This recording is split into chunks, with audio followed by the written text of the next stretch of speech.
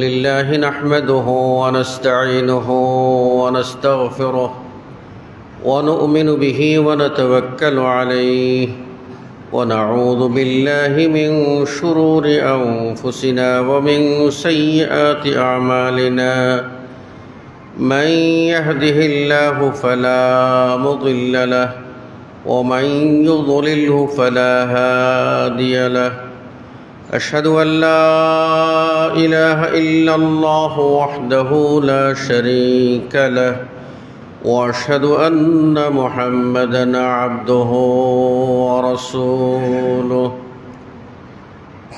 يا أيها الذين آمنوا اتقوا الله حق تقاته ولا تموتن إلا وأنتم مسلمون يا أيها الناس اتقوا ربكم الذي خلقكم من نفس واحدة وخلق منها زوجها وبث منهما رجالا كثيرا ونساء واتقوا الله الذي تساءلون به والأرحام إن الله كان عليكم رقيبا يا أيها الذين آمنوا اتقوا الله وقولوا قولا سديدا يصلح لكم أعمالكم ويغفر لكم ذنوبكم ومن يطع الله ورسوله فقد فاز فوزا عظيما أما بعد فإن خير الحديث كتاب الله وخير الهدي هدي محمد صلى الله عليه وسلم وشر الأمور محدثاتها وكل محدثة بدعة وكل بدعة ضلالة فقد قال الله تبارك وتعالى في كلامه المجيد بعد أعوذ بالله من الشيطان الرجيم ومن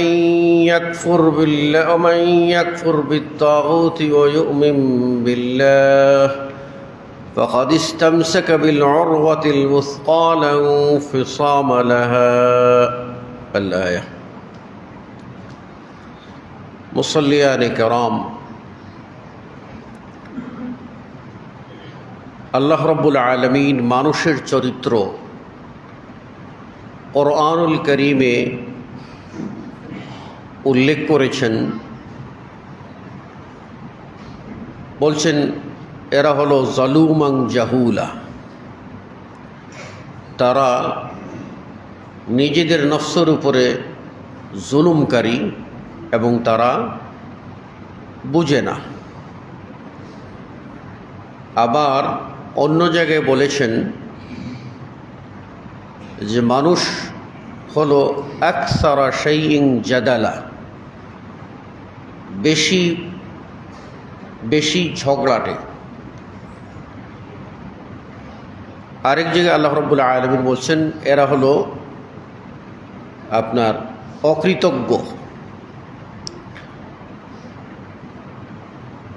এই মানুষ যদি জগতে দুনিয়ায় আল্লাহর বিধান মেনে চলত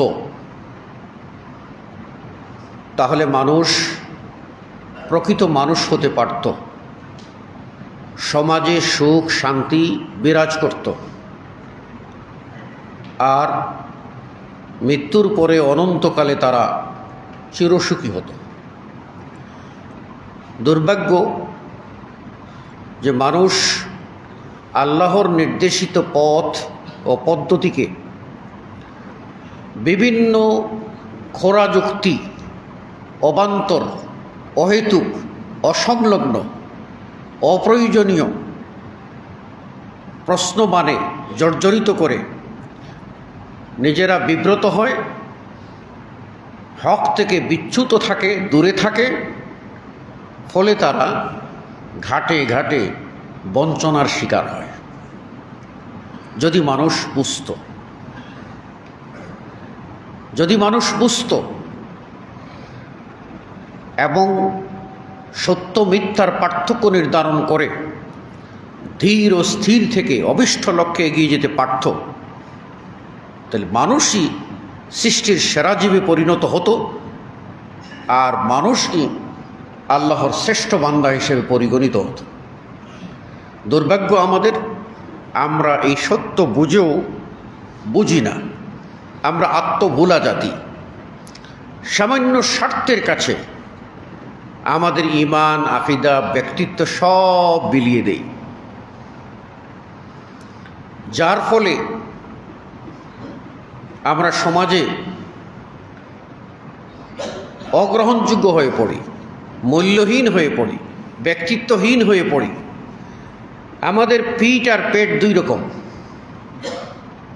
আমাদের বাহ্যিক অবস্থা একরকম, ভিতরে আরেক রকম। সামনে যখন একজনের আসি তখন তার প্রশংসায় পঞ্চমুখ হয়ে যাই, যখন তার পিছনে চলে যাই নিন্দাবাদ করতে কুণ্ঠিত হই না। আমার কথায়, আমার আচরণে, আমার ব্যবহারে অপরকে এক মিনিটে আসমান তো মনে হয় যে উপর থেকে নামিয়ে তাকে একেবারে শেষ করে দেই, আবার স্বার্থের জন্য এক মিনিটেই উপরে তুলে বহু মহান ভেবে ফেলি। এই যে চরিত্র, এই চরিত্রের কারণেই পৃথিবীতে অশান্তি বিরাজ করছে। আর পৃথিবী যতক্ষণ পর্যন্ত অশান্ত থাকবে আমরা কেউ শান্তিতে থাকতে পারবো না। সমাজের কোথাও যদি আগুন লাগে আর আমি যদি বসে থাকি বলি যে না আগুন তো লাগছে পাশের ঘরে, আমার কি, তাহলে ওই আগুন কিন্তু আপনাকেই একসময় গ্রাস করবে, ধরবে। নদীর বাঁধ ভাঙছে তো পাশেই, এতে আমার কি, কিন্তু ওই জোয়ার আপনাকে একসময় ভাসিয়ে নেবে। জনগণ পরস্পরে ঝগড়া লেগে মারপিট করতেছে, আমার কি, কিছু মরক। কিন্তু এই মারপিট যে একসময় দাঙ্গা বেড়ে বেড়ে গোষ্ঠী দাঙ্গায় পরিণত হয়ে, গোত্রের দাঙ্গায় পরিণত হয়ে, এলাকা বেশ দাঙ্গায় পরিণত হয়ে সেটাকে আমাকে যে আক্রমণ করবে না, আমি কি করে শান্ত থাকতে পারি? আমরা এই বিষয়গুলি যদি একটু বুঝতাম তাহলে কিন্তু আত্মসমালোচনা করে মানুষ হওয়ার চেষ্টা করতাম। আল্লাহ রাব্বুল আলামিন বলছেন যে কু আনফুসাকুম ও আহলিকুম নারা, তোমরা তোমাদেরকে এবং তোমাদের পরিবার পরিজনকে জাহান্নাম থেকে বাঁচাও। তাহলে বাঁচাইবার সক্ষমতা না থাকলে আল্লাহ বলতেন না। আল্লাহ বলেছেন যে মানুষ সতর্ক হইলে নিজেকে সংশোধন করে নিতে পারবে, মানুষ সতর্ক হইলে তার পরিবারকেও সংশোধন করে নিতে পারবে। এই সক্ষমতা, এই তৌফিক আল্লাহ রাব্বুল আলামিন মানুষকে দিয়েছেন বলেই বলছেন কু আনফুসাকুম ওয়া আহলিকুম নারা, তোমরা তোমাদেরকে বাঁচাও। একজন দৌড়াতে পারে না, পঙ্গু মানুষ, তাকে যদি বলি প্রতিবন্ধী দৌড়াও, তাহলে কি বলাটা সঠিক হবে? কখনো না। কিন্তু যে দৌড়াতে পারে তাকেই তো বলবো দৌড়াও। তা আল্লাহ রাব্বুল আলামিন আহকামুল হাকিমিন, তিনি বলছেন কু আনফুসাকুম, বাঁচাও। বাঁচাবার এবিলিটি আছে বলেই আল্লাহ বলছেন বাঁচাও। আমরা সাবধান ও সতর্ক হওয়ার মতো সক্ষমতা আছে বলেই বলছেন তোমরা সাবধান হও, সতর্ক হও, এলার্ট হও। এরপর আল্লাহ রাব্বুল আলামিন বলছেন যে তুমি যে পরকালের জন্য কি প্রেরণ করছো এটা তুমি একটু হিসাব করে দেখো। তুমি তোমার হিসাবটা মিলাও। ওয়ালতানজুর নাফসুম মা কদ্দামাত লিগাদ, প্রত্যেক নফস, প্রত্যেক মানুষ সে যেন চিন্তা করে দেখে যে আগামীকাল তথা কিয়ামতের জন্য সে কি প্রেরণ করেছে। সাপোজ আপনি নদীটা পার হবেন, আপনি নৌকায় পার হবেন, গুদারা পার হবেন। আপনি জানেন যে গুদারা পার ওখানে আমাকে 5 টাকা দিয়ে পার হতে হবে, আর কিছু না হোক পার হওয়া আবশ্যক, সেজন্য আপনার টাকা পয়সা না থাকলেও গুদারার পয়সাটা নিয়ে আপনি বের হবেন। আপনি আগে দেখবেন যে আমি গুদারা পার হব, কয় টাকা আমার কাছে আছে, বাংতি আছে কিনা, পার হতে পারবো কিনা। জানেন আপনাকে পার হতে হবে। আপনার কি ঈমান নাই যে আপনি মরতে হবে? মরার পরে আপনাকে কবরে যেতে হবে, আপনার জন্য বারজাখি জিন্দেগি শুরু হবে, ওখান থেকে ব্যাক করার কোনো ক্ষমতা আপনার নাই? জানেন না আপনি? প্রতিটি মানুষ জানে। বলুন তো, আপনার কোন দাদা, দাদার দাদা, কোন পুরুষ যাকে কবরে রেখে এসেছিলেন, যে ফিরে এসেছে এবং আবার দুনিয়ায় বিচরণ করছে, ব্যবসা বাণিজ্য কায় কারবার করতেছে, কোম্পানি চালাইতেছে? দেখছেন? সম্ভব? তাহলে বিশ্বাস করি আমাদেরকে ওই কালে যেতেই হবে। তো ওখানে যখন যেতেই হবে, তাহলে ওখানের গুদারা পার হওয়ার জন্য আমি কি নিয়েছি সেটা আমাকে দেখতে হবে না? এই দেখাটা আমরা দেখি না বলেই আত্মভুলা হয়ে আছি এবং দুনিয়ার সামান্য স্বার্থের কাছে আমরা নিজেদের ঈমান আমল সব বিক্রি করে দিচ্ছি। ধরেন যারা রাজনীতি করে, তারা কেন করে? তাদের মৌলিক 2টা কারণ যদি দেখেন, একটা হলো পজিটিভ, যে তারা একটা লক্ষ্যে, একটা নীতিমালার উপরে রাষ্ট্র কাঠামোকে গড়ে তুলতে চায়, এটা ধরেন একটা পজিটিভ দিক। আর সেজন্য সে কি করে, তার একটা এইম অফ লাইফ ঠিক করে ফেলে, তার রাজনৈতিক একটা টার্গেট ঠিক করে ফেলে। সে কি করবে? এই দলের মাধ্যমে সে এই আপনার কাউন্সিলর হবে, না হলে মেয়র হবে, না হলে এমপি হবে। এখন ওই লক্ষ্যে পৌঁছার জন্য, এমপি হওয়ার জন্য ইচ্ছায় অনিচ্ছায় দলীয় আনুগত্য করতে সে বাধ্য হয়ে পড়ে। এবং দল যদি আপনার তার নীতি ও আদর্শের বিরুদ্ধেও কথা বলে, এমনকি কোরআনের বিরুদ্ধেও যদি কথা বলে, হাদিসের বিরুদ্ধেও যদি কথা বলে, ইসলামের বিরুদ্ধেও যদি কথা বলে, তাহলে চিন্তা করে যে আমি যদি প্রতিবাদ করি তাহলে আমার ঈমান বাঁচবে, রেজাল্টটা পাবো পরকালে, মরার পরে কেউ দেখবে না। আর যদি আমি প্রতিবাদ না করি তাহলে রেজাল্টটা পাবো কয়দিন পরে, আমি এমপি হব, মন্ত্রী হব, সবাই দেখবে। সুতরাং নগদ এটাই আসল, এটার পিছনে দৌড়াও, খামোশ হয়ে যাও। তো দুনিয়াবি লোভ লালসা মানুষকে কি করে, নেতৃত্ব, কর্তৃত্ব, এটা মানুষকে অন্ধ বানিয়ে ফেলে, সে দলের অন্ধ হয়ে যায়। এই জন্য দুনিয়াতে যত ফাসাদ এবং যত প্রকার কেলেঙ্কারি, রাজনৈতিক প্রতিহিংসা, সবটার পিছনে দেবেন এই কারণ লুক্কায়িত আছে। তাহলে মানুষ, আমরা যদি প্রকৃত মানুষ হই, তাহলে আমাদের যে কাজটা হবে সমাজে নিরাপত্তা প্রতিষ্ঠা করা। আপনি জানেন, আপনারাই বলবেন যে একজন মানুষের মৌলিক অধিকার কি? ভাই, মানুষের একজন মৌলিক অধিকার হলো জগতে বাঁচা। যতদিন হায়াত আছে ততদিন সে বাঁচতে চায়। তো বাঁচতে গেলে তাকে কি করতে হবে? ঠিক আছে, তার মৌলিক চাহিদা কি? অন্ন, বস্ত্র, বাসস্থান, চিকিৎসা, এটা নিশ্চিত করতে হবে। এই 4টা আপনি বিশ্লেষণ করেন তো, 4টা কেন? 4টার মূলই হলো নিরাপত্তা, শান্তি। একজন মানুষ চিকিৎসার নিশ্চয়তা চায়। কেন? নিরাপত্তার সাথে শান্তিতে সে বাঁচতে চায়। একজন মানুষ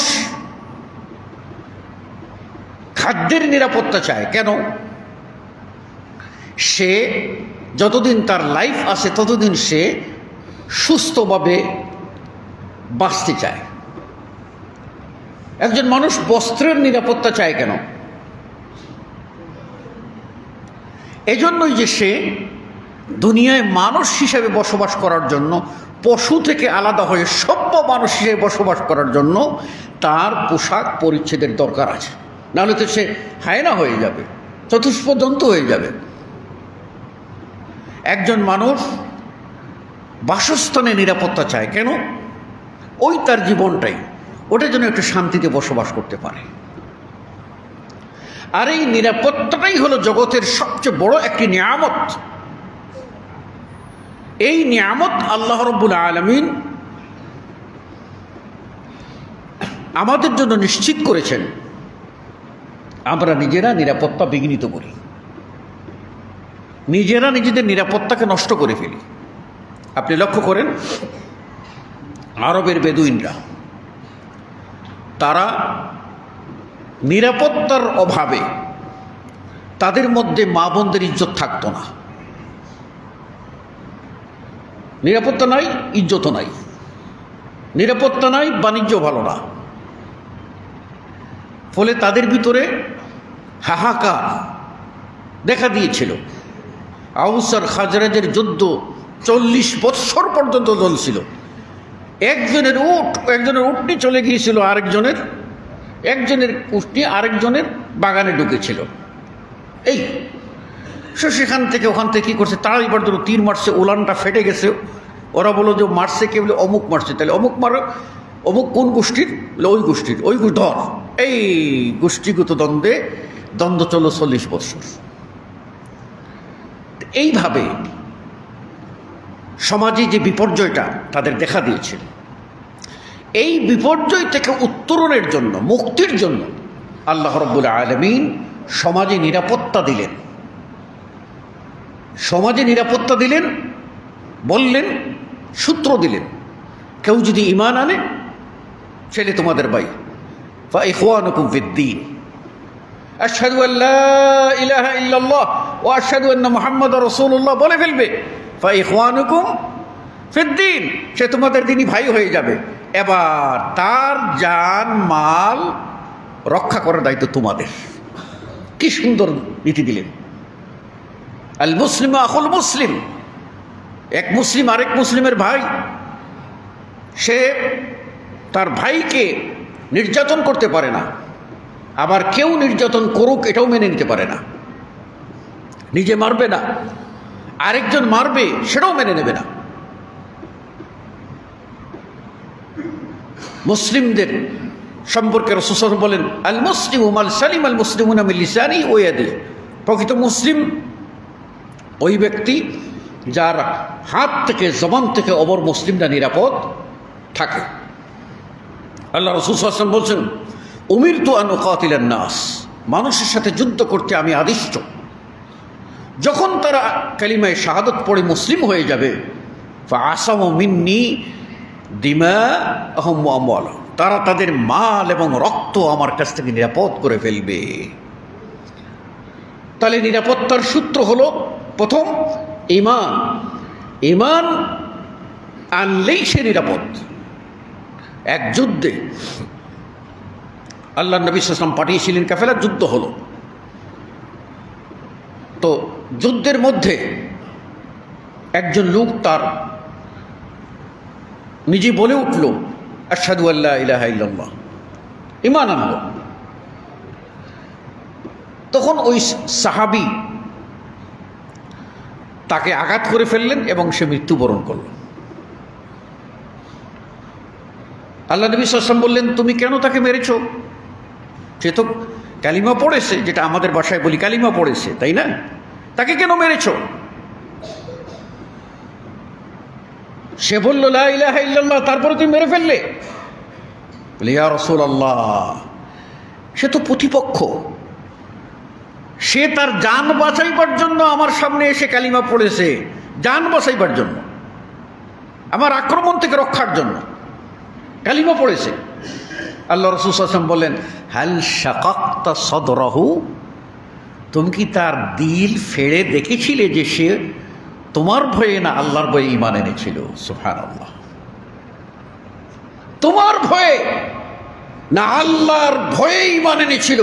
হাল শাকাক্তা সদরাহু, তার বক্ষ বিদীর্ণ করে তুমি ফেড়ে দেখেছিলে তার হৃৎপিণ্ডে কি আছে, তার আত্মায় কি আছে, তার ঈমান কি বলছে। মানুষের নিরাপত্তা কোথায়? নিরাপত্তা কোথায়? ঈমানের কারণে। আল্লাহ নবী সাল্লাল্লাহু আলাইহি ওয়াসাল্লামকে হত্যা করার জন্য সাহাবী হত্যা করার জন্য গেলেন একজন বেদিন ঈমানহীন অবস্থায়।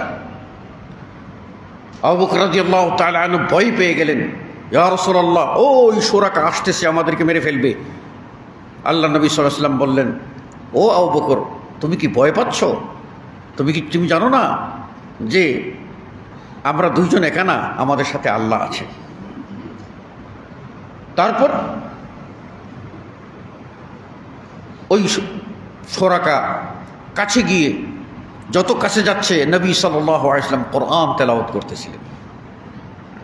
কোরআনের সুর তার কানে ভাসে, তার দিলটা নরম হতে থাকে, তার ঘোড়াটা আস্তে আস্তে তার স্পিড কমে যায়, সামনে আগাইতে চায় না। কাছে গেল, দুর্বল হয়ে কাছে গেল, গিয়ে রাসূল সাল্লাল্লাহু আলাইহি ওয়াসাল্লাম হত্যা করবে, তার বদলে গিয়ে বলল, আশহাদু আল্লা ইলাহা ইল্লাল্লাহ ওয়া আশহাদু আন্নাকা রাসূলুল্লাহ। ইসলাম গ্রহণ করে ফেলল। তারপর সেই লোক নিজের মাথার পাগড়িটা তীরের আগায় এটা উঁচিয়ে ধরে বলল যে, আমি এখন পিছন থেকে যারা আপনাকে হত্যা করার জন্য আসতেছে ইয়া রাসূলুল্লাহ, আমি তাদেরকে ফিরাবো। ফিরে গেল এবং মক্কার মুশরিকদেরকে পথ থেকে ফিরিয়ে রসুলের জীবনের নিরাপত্তা সে নিশ্চিত করল। যে আসছে আপনার ভক্ষক সেজে, সে হয়ে গেল রক্ষক। যে রসুলকে হত্যাকারী সে ভাবতে আসছে, আল্লাহ রাব্বুল আলামিন রসুলের নিরাপত্তায় তাকে নিয়োজিত করে দিলেন। সুবহানাল্লাহ। তাহলে আপনার আমার সমাজের নিরাপত্তাটা কোথায়? এটা আপনাকে আমাকে বুঝতে হবে। এই জন্য আল্লাহ বলছেন, ফামান তাবিআ হুদায়া ফালা খাউফুন আলাইহিম ওয়ালা হুম ইয়াহজানুন। যে ব্যক্তি আমার হেদায়েত মেনে নেবে তার জন্য খৌফ, ভয়, ভীতি, হুজুন, স্ট্রেস, কোনো প্রকার টেনশন, দুশ্চিন্তা, কষ্ট, ক্লেশ কিচ্ছু থাকবে না, কিচ্ছুই থাকবে না। আর আমরা সেই জায়গায় ব্যর্থ হয়েছি। আল্লাহর বিধানকে, ওহির বিধানকে শক্ত করে আমরা আঁকড়ে ধরতে পারিনি। আরবের মুশরিকদেরকে আল্লাহ রাব্বুল আলামিন তার ঘরের ইবাদতের কথা নির্দেশ দিয়ে বলছেন, ফালইয়াবুদু রাব্ব হাযাল বাইত। সূরা কুরাইশ আপনারা পড়েন নাই? ফালইয়াবুদু রাব্ব হাযাল বাইত, তারা যেন এই ঘর বাইতুল্লাহর রবের ইবাদত করে, বাইতুল্লাহর নয়, বাইতুল্লাহর রবের ইবাদত করে। কেন ইবাদতের দাবি করেছেন? আল্লাহকে হকদার নিশ্চয়ই। আর এখানে আল্লাহ রাব্বুল আলামিন দুটি কারণ উল্লেখ করেছেন। আল্লাযী, যিনি সেই সত্তা, যে আল্লাহ যিনি ইবাদতের দাবি করেছেন আপনার আমার কাছে। আরব মুশরিকদের কাছে বলছেন ইবাদত করো, এই ফিরে এসো, তাওহীদ মানো, ইবাদত করো। আল্লাহ কেন? আল্লাযী আত'আমাহুম মিন জু', যিনি ক্ষুধার্ত অবস্থায় তোমাদেরকে খাদ্য দিয়েছেন, ক্ষুধার্ত অবস্থায় খাদ্য দিয়েছেন। ওয়া আমানাহুম মিন খাউফ, এবং ভয় ভীতি অবস্থায় তোমাদেরকে নিরাপত্তা দান করেছে, নিরাপত্তা দান করেছেন। এই জন্য নিরাপত্তাটা কি? নিরাপত্তাটা আপনি চিন্তা করেন যে যারা রাসূল সাল্লাল্লাহু আলাইহি ওয়াসাল্লামের শত্রু ছিলেন সেই লোকগুলি আবার এসে রাসূল সাল্লাল্লাহু আলাইহি ওয়াসাল্লামের দোস্তে পরিণত হয়ে গেলেন, দুশমনী চলে গেল। কিসের সুতা? তৌহিদ ও রিসালতের সুতা, লা ইলাহা ইল্লাল্লাহর সুতা তাদেরকে এমনভাবে বেঁধে দিল যে বেঁধে দেওয়ার কারণে তারা পরস্পরে এমন হয়ে গেল, ভাই ভাই হয়ে গেল, এবং একজন আরেকজনের জন্য তারা নিজেদের সব কিছু ত্যাগ করার জন্য রাজি হয়ে গেল। আব্দুর রহমান ইবনে আউফ রাদিয়াল্লাহু তাআলা আনহু হিজরত করলেন। আল্লাহ নবী সাল্লাল্লাহু আলাইহি ওয়াসাল্লাম মদিনায় হিজরত করেছেন, তারপরে তিনি গেলেন, হিজরত করার জন্য বের হলেন। সহায় সম্পত্তি মক্কায় যা ছিল কিচ্ছু নিতে পারেন নাই,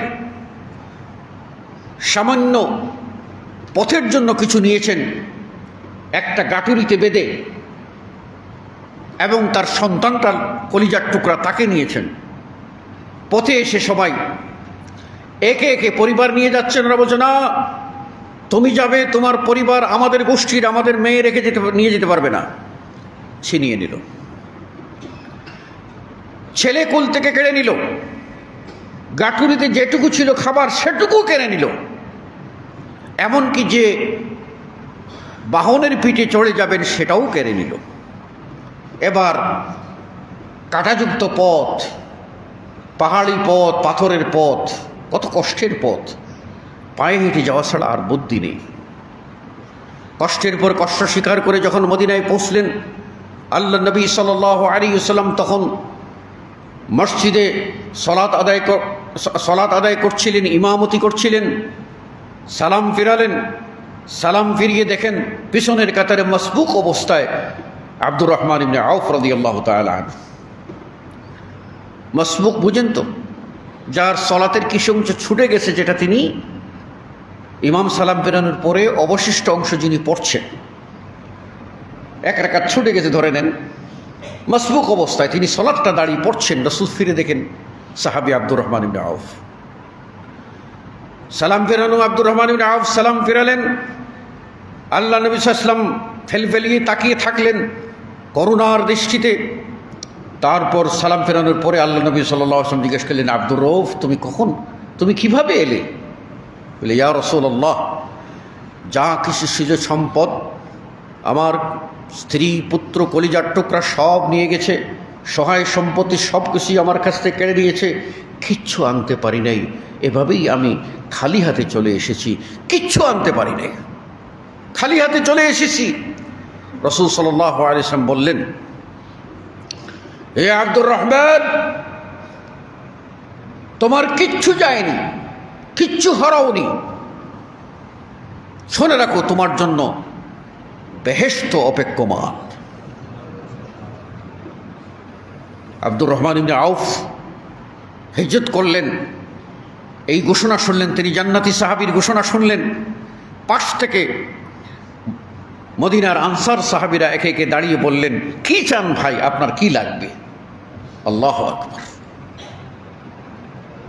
মদিনার মক্কার মুহাজির আর মদিনার আনসার, দুই দেশের দুই শ্রেণীর দুরকম মানুষ। মক্কার মানুষের রক্ত গরম, মদিনার মানুষ শান্ত ভদ্র। এই দুই মানুষের মধ্যে যে ভ্রাতৃত্ব বন্ধন আল্লাহর নবী সৃষ্টি করে দিয়েছিলেন, সেটা কিসের মাধ্যমে? আল্লাহ নবী সাল্লাল্লাহু আলাইহি ওয়াসাল্লাম বললেন, আমি কি তোমাদের মধ্যে পরস্পরের ভ্রাতৃত্ব সৃষ্টি করে দেব? সাহাবারা বলেন, বলুন ইয়া রাসূলুল্লাহ, কি করলে আমাদের ভ্রাতৃত্ব সৃষ্টি হবে? আল্লাহ নবী বলেন, আতিমুত তাআম আফসুস সালাম ওয়া আতিমুত তাআম। তোমরা একজন আরেকজনকে দেখলে সালাম দেবে, আর কি করবে?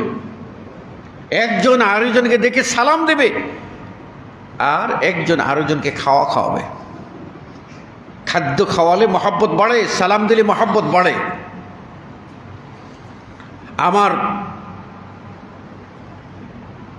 আমাদের এক গ্রাম থেকে প্রায় 1.5-2 কিলোমিটার দূরে একটা গ্রাম, সেই গ্রামের এক লোক পাগল। তো ওই পাগলকে কি উপদেশ দিয়েছিলেন আমার পিতা। তারপরে ওই পাগল একটাই টার্গেট, যে আমার পিতাকে হত্যা করবে। তো পিতা সতর্ক থাকতেন। একদিন বাজার থেকে বের হয়েছেন, বাজারের দক্ষিণ দিকে একটা খাল আছে, খালের ওই পারে দেখেন যে কেউ নাই, ওই পাগলটাই দৌড়ে আসতেছে। আমার পিতা তখন ভয়ে শরীর কাঁপতেছে, কি যেন হয়, কি যেন হয়, আবার পালিয়ে যাবেন সেই রকম শক্তি নাই। তিনি আল্লাহর কাছে চাইলেন, আল্লাহর কাছে চাইলেন, হাসবুনাল্লাহ, আল্লাহর কাছে চাইলেন। কি হলো? আল্লাহর কাছে চাইলেন আর হাসবুনাল্লাহ, আল্লাহই আমার জন্য যথেষ্ট বললেন। ওই পাগল দূর থেকে বলতে, আসসালামু আলাইকুম। আমার পিতা বললেন, যেহেতু সে সালাম দিয়েছে, সে আর আমার একটা পশমের ক্ষতি করবে না। তিনি আগে গেলেন, চাচা কি খবর? বাস চাচা ভাতিজা দেখা হয়ে গেল এবং একজন আরেককে জড়িয়ে ধরে কান্না অনেক দিন ধরে। এই যে সালাম, বাস্তব আমার পিতা বললেন যে সালাম যখন দিয়েছে, যে সালামের কথা রাসূল সাল্লাল্লাহু আলাইহি ওয়াসাল্লাম বলছেন সালাম দিলে মহব্বত হয়ে যাবে, ও সালাম দিয়েছে আর আমার কি করবে না ক্ষতি, এটা পশমেরও ক্ষতি হবে না, হবে না, হলোই না। তাহলে এটা বাস্তব দেখা শোনা ঘটনা, আর আমরা এটাকে বুঝি না। আল্লাহ নবী সাল্লাল্লাহু আলাইহি ওয়াসাল্লাম সালামের প্রচলন করলেন, সালামের ফল এই দাঁড়ালো, এক একজনকে খাবারের প্রচলন করলেন, এমন দাঁড়ালো যে তারা পরস্পরে ভাই ভাই এমন হলেন যে এক একজন সাহাবী দাঁড়িয়ে বলেন, ইয়া রাসূলুল্লাহ, বলে গেলেন ওই সাহাবীকে, ভাই ভাই আপনি হিজরত করে আসছেন, বাড়ি নাই, ঘর নাই, সংসার নাই, কিচ্ছু নাই, আমার বাড়িতে উঠেন, অর্ধেক সম্পত্তি আপনাকে দিয়ে দেবো। আরেকজন বলতেছে, আরে আমার দুইটা বউ আছে, একটা বউকে তালাক দেবো, ইদ্যত পালন করবে, তারপরে আপনি বিয়ে করে নেবেন, টেনশনের কোনো কারণ নাই, দিবেন আপনি? হ্যাঁ, সব প্রস্তুত, ঠিক আছে, অর্ধেক সম্পত্তি দিয়ে দেবে। আরে অর্ধেক সম্পত্তি দূরের কথা, এই আধা শতক জায়গা যদি পায়, পাড়া দিয়ে ওইটা আদায় করবে। এটা হলো আমাদের সমাজের চিত্র। আর সাহাবীকে দিয়ে দিচ্ছেন। আব্দুর রহমান আব বলেন, ইয়া রাসূলুল্লাহ, আমি আমার ভাইদের এতে দানে আমি খুশি, কিন্তু আমি কারোর দান নেব না। আমাকে একটা বাজার দেখিয়ে দেন, আমি ছাতু বিক্রি করে ওই লাড়ু বানিয়ে খায়, সেই ছাতু বিক্রি করব এবং এটা দিয়ে আমার সংসার পরিচালনা করব। তাই করলেন।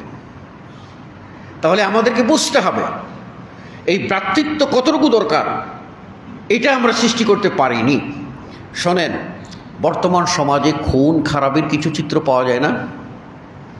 সবচেয়ে বেশি পাওয়া যাচ্ছে, যেটা আমার কাছে খুব খারাপ লাগে, সেটা হলো তথাকথিত প্রেম ঘটিত অন্যায় এবং ধর্ষণ। এটা এমন একটা আকার ধারণ করেছে এবং এমন কিছু, আমি এদেরকে বলবো অসভ্য মিডিয়া, যারা এই সমস্তগুলি খুঁজে খুঁজে বের করে সমাধানের চেষ্টা না, বরং সমাজকে উস্কে দেয়।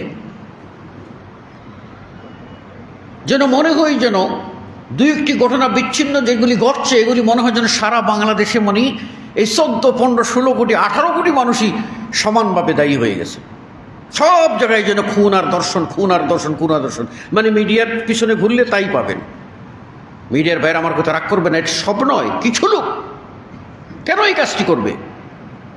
যেখানেই অপরাধ সেখানেই তার বিচার হোক, আদালত আছে, আদালতে সোপর্দ করা হোক, আদালত বিচার করবে। ফলাও করে সেটা প্রকাশ করতে হবে কেন? কেন একজন মেয়ে প্রেম করার আগে চিন্তা করবে না ছেলেটা তার জাত কি, পাত কি, ধর্ম কি, সে কি আমার দিনী ভাই কালিমা পাঠকারী মুসলিম না অমুসলিম? শেষে গিয়ে আমি মিডিয়ার সামনে বলবো যে আমার সাথে যখন ইয়ে হয় তখন ইয়ে দেখে আমি বুঝি সে অমুসলিম। আর ইয়ে পর্যন্ত গেলা কেন তুমি? এই পর্যন্ত গেছো তুমি, প্রষ্টা নষ্টা। তোমার মা, তোমার বাবা, 14 পুরুষ তোমাকে দিন শেখায় নাই, ইমান শেখায় নাই, আকীদা শেখায় নাই, ইসলাম শেখায় নাই, সভ্যতা শেখায় নাই, মনুষ্যত্ব শেখায় নাই, পশুর দলে তোমাকে পরিণত করেছে। তোমার জন্য আমাদের দরদ হয়। তুমি কেন দর্শিতা হলে? তার আগে দরদ হয়। তুমি কেন তার সাথে লেলিয়ে প্রেম করতে গেলে, যখন তোমার সাথে অপকর্ম করতে যায় তখন তুমি বুঝো ইয়ে দেখে সে হিন্দু, এটা বলো তুমি কেন? প্রথম তো আমি তোমাকে শাসাই, তারপর যারা আজকে আগে আজকের যে সনাতন ধর্মের কথা বলি, যারা আপনার কিছু হলেই মুসলিমদের টাচ লাগলেই ওটাকে বলা হতো ও ছুঁয়ে দিয়েছে, অশুচি করে ফেলেছে, অশুচি মানে অপবিত্র করে ফেলেছে। এখন সেখানে গিয়ে একজন মুসলিম মেয়ের সাথে দর্শনের মতো ঘটনা ঘটাইলা, তোমার টাচও হয় নাই, ছোঁয়াও হয় নাই, তোমার অশুচি হয় নাই, তুমি কোন সূচির মানুষ, কোন সভ্যতার মানুষ তুমি? আমাদের আবু তাহের বর্ধমানী রাহিমাহুল্লাহ বলছিলেন, যখন ভারতে তিনি ক্লাস 3-তে পড়তেন, সকালবেলা স্কুলে গিয়েছেন, তখন স্কুলে গিয়ে দেখেন ক্লাসে একটা মেয়ে, ক্লাস 3-র মানুষ, ছোট একটা মেয়ে বসা, বেঞ্চের এক পাশে বসা, আরেক পাশে তিনি গিয়ে বসলেন। মেয়েটা চট করে দাঁড়িয়ে গেল। স্যার আসলো তো নালিশ করে দিল যে তাহের আমাকে ছুঁয়ে দিয়েছে। স্যার জিজ্ঞাসা হলো, তাহের তুমি তাকে ছুঁয়েছো? বলে, না স্যার, আমি তো ছুঁই নাই, আমি তাকে ধরিও নাই, ছুঁই নাই। বেঞ্চের এক পাশে বসেছে, অপর পাশে আমি বসেছি, ক্লাস 3-র ছাত্র। এত ধর্মের প্রতি এত তাদের বিদ্বেষ ছিল। তখন স্যার বললেন, জানো আমাদের ধর্মে এইভাবে তুমি যদি বেঞ্চের এই মাথায় বসছো আর ওই মাথায় আমাদের ধর্মের মেয়েটা আছে, অতি ছোঁয়া হয়ে গেছে, তুমি এই কাজটি করবা না। আর মরা, তখন তাহের বর্ধমানী বলছিলেন যে এই মরা কাঠের ভিতর দিয়ে কারেন্ট সাপ্লাই হলো কেমনে, আমি তো টাচই করিনি, ছোঁয়া হলো কেমনে? সেই ছিল আগের যুগ। আর এখন কি হয়েছে? এমন অবস্থায় পৌঁছেছি এবং এমনভাবে ছড়িয়ে পড়ছে। আপনারা জানেন, শর্ট করে বলছি যে সনাতন ধর্ম, যেটা এখন হিন্দু ধর্ম বলছে, সনাতন ধর্ম হিন্দুস্তান থেকে যদি হয় হিন্দু ধর্ম সেটা বলতে পারেন, কিন্তু সনাতন ধর্ম বহু প্রাচীন ধর্ম, জানি না তার পূর্ব ইতিহাস কি। পরবর্তীতে ভারতবর্ষে যে সমস্ত ধর্মগ্রন্থ রচিত হয়েছে, রামায়ণ হোক, মহাভারত হোক, গীতা হোক, এই সবগুলি মানুষের তৈরি। তাও এইগুলির উদ্দেশ্য হলো মানুষকে সভ্য করার জন্য একটা ধর্মীয় পদ্ধতি চালু করা। এটা হলো সেই সনাতন ধর্ম। আর ওদের মধ্যে রাজনৈতিক উচ্চাভিলাষ নিয়ে যে ধর্মটা, যে দলটা গঠিত হয়েছে, যে মতবাদটা সৃষ্টি হয়েছে, সেটা হলো হিন্দুত্ববাদ। হিন্দুত্ববাদের উদ্দেশ্য হলো, মানে আমরা চাই, ওরা চায়, হিন্দুরা চায় যে ওরা এমন একটি রাজ্য হোক, এমন একটি দেশ হোক, যে দেশে তাদের একক হিন্দুত্ববাদী দেশ হবে, সেখানে অন্য কেউ থাকতে পারবে না, থাকলেও তাকে জয় শ্রীরাম বলেই থাকতে হবে। এই হিন্দুত্ববাদী যারা, তাদের অন্যতম আপনার একটি সংগঠন হলো ইসকন, কট্টরপন্থী হিন্দু। এই ইসকন বাংলাদেশের ভিতরে ঘুরে বেড়াচ্ছে, বাংলাদেশের 56,000 বর্গ মাইলকে মানে অশান্তি সৃষ্টি করার জন্য বিভিন্ন রকম অপকর্ম চালিয়ে যাচ্ছে। মানে আশ্চর্য হবেন যে মুসলিম একজন নারীকে দর্শন করে হিন্দু। কোথায় যাবেন আপনি যেখানে 92% মুসলিম, সেই যে মুসলিম ছেলেকে হিন্দু ধর্ষণ করে, আবার তাকে প্রশাসনের কিছু লোক, সবাই নয় কিছু লোক, তাকে সেভ করার জন্য মরিয়া। আবার সেখানে যারা যায় মুসলিমরা কথা বলার জন্য, তাদের বিরুদ্ধে ষড়যন্ত্র। আবার একজন টঙ্গীর এক মসজিদের ইমাম সাহেবকে সেই তথাকথিত ইসকন নিয়ে টঙ্গী থেকে নিয়ে চলে গেছে কোথায়, সেই পঞ্চগড়ে নিয়ে ফেলে দিয়েছে। তাহলে কোথায় অবস্থা? গুটি কয়েক মানুষ আমাদের দেশে ত্রাস সৃষ্টি করতেছে, অন্যায় করতেছে এবং মানুষের অধিকারকে হরণ করতেছে। এই অধিকারকে হরণ করার কারণে ফাসাদ যে সমাজে লাগবে, এই ফাসাদ কে ঠেকাবে? সেজন্য মুসলিমদেরকে মুসলিম থাকতে হবে এবং সনাতন ধর্মীদেরকে সনাতন ধর্মের উপরে থাকতে হবে। খ্রিস্টান থাকবে, বৌদ্ধ থাকবে, তাদের ধর্মকর্ম তারা করবে। বাংলাদেশের মুসলিমরা কেউ তাদেরকে বাধা দেবে না, ইসলামের দাওয়াত দেবে। মন চাইলে সুশীতল ইসলামের ভিতরে আসো, মন চায় না তুমি তোমার ধর্মের সেই লেবাস পরে তুমি থাকো, কিন্তু এক ধর্ম আরেক ধর্মের ভিতরে মিক্সার ঘটিয়ে সমাজের ভিতরে অশান্তি সৃষ্টি করা ইসলাম কোনোভাবেই সমর্থন করে না। আপনি জানেন যে আল্লাহ রাব্বুল আলামিন বনি ইসরায়েলের কথা কোরআনের সূরা আল মাঈদার মধ্যে উল্লেখ করেছেন। বনি ইসরায়েলি হত্যাযোগ্যকে এমনভাবে আল্লাহ কোরআনে উল্লেখ করেছেন যে সমাজের একজন মানুষকে হত্যা করা তার মানে পুরো সভ্যতাকে হত্যা করা, আর একজন মানুষের জীবন বাঁচিয়ে দেওয়া পুরো সভ্যতাকে বাঁচিয়ে দেওয়া। আল্লাহ রাব্বুল আলামিন বলছেন, মান কাতালা নাফসান বিগাইরি নাফসিন আও ফাসাদিন ফিল আরদি, যে ব্যক্তি মানে কোনো একজন আরেকজনের যে কিসাস তার বদলে বিনা কারণে এবং জমিনে ফাসাদ সৃষ্টি করার জন্য কেউ যদি কাউকে হত্যা করে, ফাকান্নামা কাতালান নাস জামিআ, সেই জন্য পুরো মানব সভ্যতাকে হত্যা করলো। ওমান আহইয়াহা, আর যে ব্যক্তি ওই একটা জীবনকে বাঁচিয়ে দিল, ফাকান্নামা আহইয়ান নাস জামিআ, সেই জন্য পুরো সমাজটাকে বাঁচিয়ে দিল। তারপর যারা এই ফাসাদ সৃষ্টি করে, অর্থাৎ এক জায়গায় খুন খারাপি করে, সমাজের ভিতরে ফাসাদ সৃষ্টি করে, বিশৃঙ্খলা সৃষ্টি করে, তাদের পরিণতির কথা আল্লাহ রাব্বুল আলামিন পরবর্তী আয়াতে বলছেন, ইন্নামা জাযাউল্লাযীনা ইউহারিবুনাল্লাহ ওয়া রাসূলা, যারা আল্লাহ ও আল্লাহ রসুলের বিরোধিতা করে, ওয়ায়াসআউনা ফিল আরদি ফাসাদা, আর জমিনে ফাসাদ সৃষ্টি করতে চায়, তাদের শাস্তি কি? আল্লাহ বলছেন, আইয়ুকাত্তালু আও ইউসাল্লাবু, তাদেরকে হত্যা করা হতে হবে অথবা শুলিতে চড়ানো হবে। আও তুকাত্তা আইদিহিম ওয়া আরজুলুহুম মিন খিলাফিন, অথবা তাদেরকে হত্যা এমনভাবে করা হবে, ক্রস মানে হাত আর পা উল্টো দিকে, ডান হাত কাটবে বাম পা কাটবে, কষ্ট পাবে, কষ্টের পর কষ্ট, তারপর আবার বাম হাত কাটবে ডান পা কাটবে, এভাবেই কষ্টের পর কষ্ট দিয়ে তাদের মৃত্যু নিশ্চিত করার কথা আল্লাহ বলেছেন। আও ইউনফাউ ফিল আরদি, অথবা তাদেরকে কি করতে হবে? দেশান্তরিত করে দিতে হবে। কালাপানিতে যাও, আন্দামান দ্বীপে যাও, আফ্রিকার জঙ্গলে যাও, মানুষ হিসাবে মানুষের সমাজে বসবাস করতে পারবে না যতক্ষণ না মনুষ্যত্ব ফিরে এসেছে। তাহলে ইসলাম অত্যন্ত সুন্দর করে সেই বনী ইসরায়েলের যুগ থেকে এই পর্যন্ত বিধানগুলি পরিষ্কার করে দিয়ে আসছে যে সমাজের শান্তি ও শৃঙ্খলা রক্ষা করতে হবে। আল্লাহর দেওয়া নিয়ামতের মধ্যে অন্যতম হলো সমাজে শান্তি রক্ষা করা।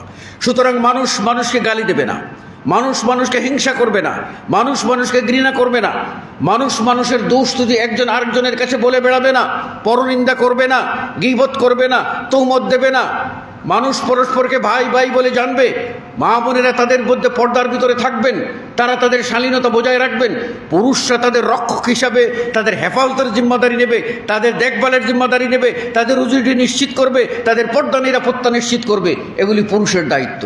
এভাবে যদি পরিবার সুরক্ষিত হয় তাহলে আমাদের ছেলের বিপদে যাবে না, আমাদের মেয়েরাও বিপদে যাবে না। যখন আমরা এটা নিশ্চিত করতে পারবো সমাজে শান্তি ও শৃঙ্খলা বিরাজ করবে। নতুবা সব সময় আপনাকে একটা তটস্থ থাকতে হবে, ভয়ভীত থাকতে হবে। আপনার 10 বছরের ছেলে স্কুলে যাচ্ছে, মাদ্রাসায় যাচ্ছে, সে কি নিরাপত্তার সাথে বাড়িতে আবার ফিরবে? আপনার মেয়ে স্কুলে যাচ্ছে, মাদ্রাসায় যাচ্ছে, সে কি আবার শিক্ষা প্রতিষ্ঠান থেকে ফিরবে, না কোথাও গায়েব হয়ে যাবে? এই যে ভয় আপনার ভিতরে কাজ করবে, এটার কারণ আপনি আমি সবাই। এজন্য আত্মসংশোধন হই, পরিবার সংশোধন করি, সমাজ সংশোধন করি এবং নিজেদের পরিচয় লা ইলাহা ইল্লাল্লাহর ভিত্তিতে আমাদের পরিচয়টাকে আমরা ঠিক করি। আমরা যেন দুনিয়াবী স্বার্থের জন্য একেবারে সাধুর স্বার্থে গিয়ে নিজেদের নাক কেটে পরের যাত্রা যেন না করি, নিজের নাক কেটে পরের যাত্রা এটা যেন আমরা না করি। এত দুঃসাহস হতো না বাংলাদেশে অমুসলিমদের, এত দুঃসাহস হওয়ার কোনো কারণ নাই। শতকরা 8% অমুসলিম, এদের ভিতরে কত শ্রেণী, আর এরাই মুসলিমদের ভিতরে নাক গলাবে, মুসলিমদেরকে মানে একেবারে যন্ত্রণার ভিতরে রাখবে, পেরেশানির ভিতরে রাখবে, মুসলিমদেরকে দৌড়ের উপরে রাখবে। এটা কোনোদিন হতে পারে না। কাজে আমি মুসলিম হতে পারিনি। আমি যদি সত্যিকার মুসলিম হতাম তাহলে আমার ঐতিহ্য ঠিক থাকতো। আল্লাহ রাব্বুল আলামিন আমাদের সকলকে প্রকৃত মুসলিম হওয়ার তৌফিক দান করুন, আমিন। সমাজে শান্তি ও শৃঙ্খলা ফিরিয়ে আনার জন্য প্রত্যেকের জন্য দায়িত্ব কর্তব্য থেকে এই কাজটুকু করতে পারি। আল্লাহ আমাদের সকলকে তৌফিক দান করুন, আমিন। আমরা সাদাকে সাদা বলবো, কালোকে কালো বলবো, ন্যায়কে ন্যায় বলবো, অন্যায়কে অন্যায় বলবো। মুসলিম ভাইদের সম্পর্ক আমরা মুসলিম ভাই হিসেবে রাখবো, এবং অমুসলিম দেশের নাগরিকত্বের কারণে যে সুযোগ সুবিধা পাবে সেটা আমরা নিশ্চিত করার চেষ্টা করব, কিন্তু মুসলিমদের উপরে অমুসলিমদের প্রাধান্য আমরা কখনো দেব না। আল্লাহ রাব্বুল আলামিন আমাদেরকে এই সত্য উপলব্ধি করার তৌফিক দান করুন, আমিন। আকুলু কওলি হাযা আস্তাগফিরুল্লাহ লি ওয়া লাকুম ওয়া লিসাইরিল মুসলিমিন। বারাকাল্লাহু লানা ওয়া লাকুম ফিল কুরআনিল আযীম ওয়া নাফা'নি ওয়া ইয়্যাকুম বিল আয়াতি ওয়া যিকরিল হাকীম। ইন্নাহু তাআলা জাওয়াদুন কারীম মালিকুম রাউফুর রাহিম ফাস্তাগফিরুহু মিন কুল্লি যামবিন ইন্নাহু হুয়াল গফুরুর রাহিম।